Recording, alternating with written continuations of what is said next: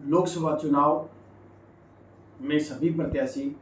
अपना पूरा दमखम लगाते हुए नजर आ रहे हैं। झुंझुनू लोकसभा क्षेत्र की हम चर्चा करें तो कांग्रेस पार्टी की तरफ से ब्रिजेंद्र जी ओला गांव-गांव में अपना प्रचार प्रसार कर रहे हैं। दूसरी तरफ भारतीय जनता पार्टी के उम्मीदवार शुभकर्ण जी चौधरी भी अपना पूरा दमखम फील्ड में दिखा रहे हैं। पहले सट्टे मार्केट के भरोसे जो कांग्रेस पार्टी ये आस लगाई बैठी थी कि हम बढ़त या संघर्ष में इस सीट को उलझाएंगे, वो अब ज्यों ज्यों शुभकर्ण चौधरी के दौरे गांव में बढ़ रहे हैं और जो भीड़ मीटिंगों में आ रही है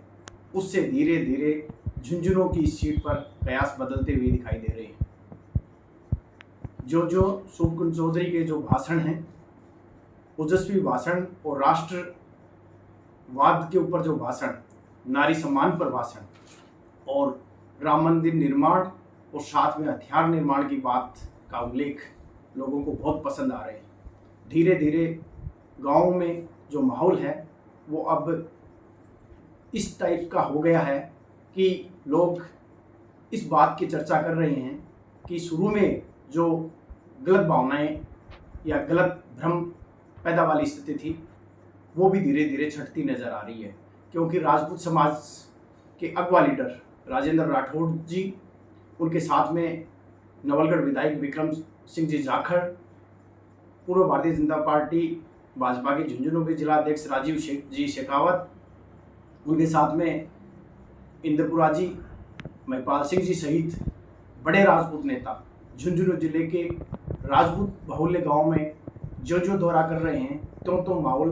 परिवर्तन होता हुआ दिखाई दे रहा है। इसी प्रकार से माली समाज और मेघवाल समाज की सामाजिक बैठकों में शुभकर्ण चौधरी को जो समर्थन दिया जा रहा है उससे एकाएक झुंझुनू जिले के लोकसभा क्षेत्र का माहौल है वो धीरे धीरे भारतीय जनता पार्टी के पक्ष में होता हुआ नजर आ रहा है। दूसरी ओर मोदी जी के दौरे राजस्थान में लगातार हो रहे हैं, उससे भी माहौल है वो भारतीय जनता पार्टी के पक्ष में होता जा रहा है। दूसरी ओर कांग्रेस पार्टी के दिग्गज नेता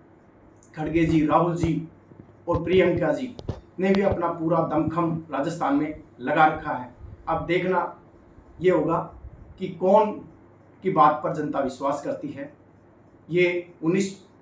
तारीख को जब मतदान होगा प्रथम चरण का शेखावाटी में, तब पता चलेगा। लेकिन एक बात निश्चित रूप से जो इन दिनों गाँवों में चर्चा का विषय है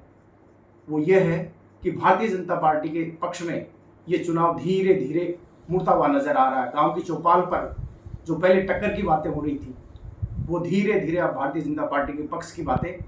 सुनाई देने लग गई हैं। इससे ये साफ जाहिर है कि राजस्थान के अंतर्गत अधिकतर सीटों पर भारतीय जनता पार्टी चुनाव जीतती हुई नजर आ रही है।